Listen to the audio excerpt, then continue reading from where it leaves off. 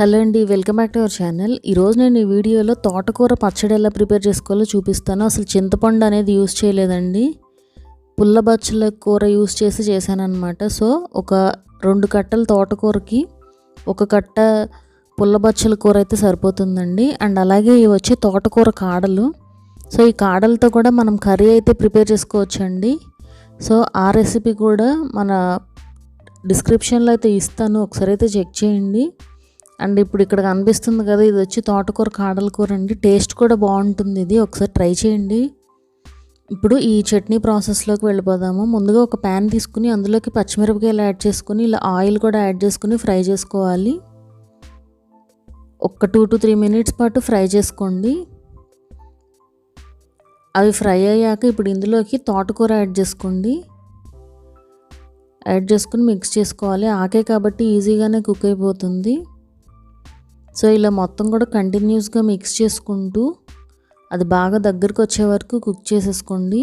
మూత ఏం పెట్టాల్సిన అవసరం లేదు, ఈజీగానే కుక్ అయిపోతుంది.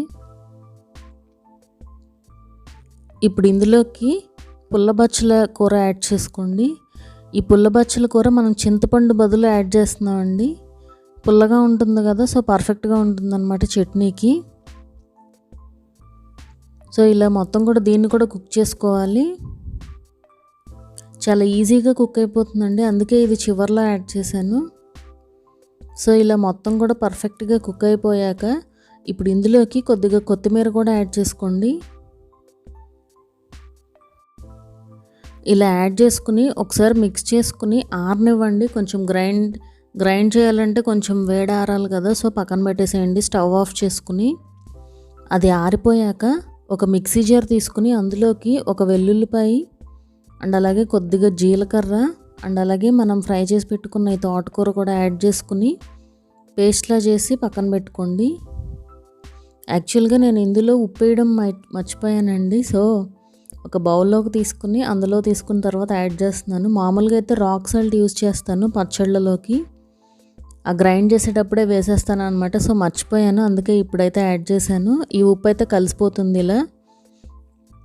సో ఇలా మొత్తం కూడా మిక్స్ చేసేసుకుని ఇప్పుడు పోపుకు రెడీ చేసుకుందాము. దానికోసం సేమ్ ప్యాన్లో కొద్దిగా ఆయిల్ యాడ్ చేసుకుని ఎండుమిరపకాయలు, శనగపప్పు, మినప్పప్పు, ఆవాలు, జీలకర్ర, కరివేపాకు అన్నీ కూడా యాడ్ చేసుకుని ఫ్రై చేసుకోండి.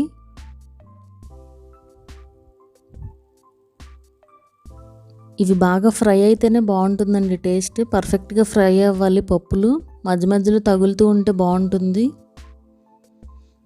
సో ఇలా మొత్తం కూడా కలిపేసుకుని ఇప్పుడు చట్నీలోకి తీసుకొచ్చి యాడ్ చేసి మిక్స్ చేసుకున్నామంటే తోటకూర పచ్చడి రెడీ అయిపోతుంది. ఒకసారి అయితే ట్రై చేయండి, టేస్ట్ మాత్రం బాగుంటుందండి.